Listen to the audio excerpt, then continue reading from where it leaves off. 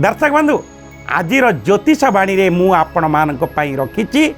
जदि आपणकर रवि ग्रह बा रविंकर पीड़ा अनुभव करुछंती आपणकर मन सबु बेले विचलित करोछि जो कार्य आपण सफलता लाभ करबा कथा से कार्य आपण को सफलता मिलुनी विशेष करी आपण परीक्षा भल देइछंती कोनोसी इंटरव्यू देइछंती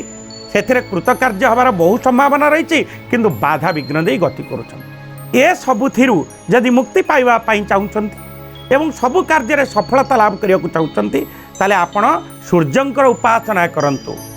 सूर्यंकर उपासना करिया पई आपण प्रत्येक दिन बा प्रति रविवार दिन आदित्य हृदय स्तोत्र पाठ करंतु रविवार केबे हेले आमिष खांतु नाही विशेष करी कहबी किछि गुड़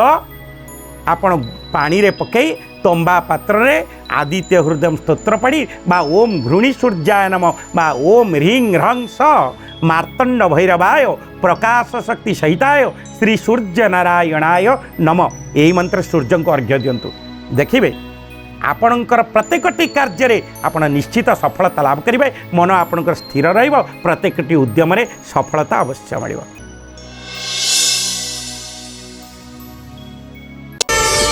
प्रार्थना आम आनंदर उत्स।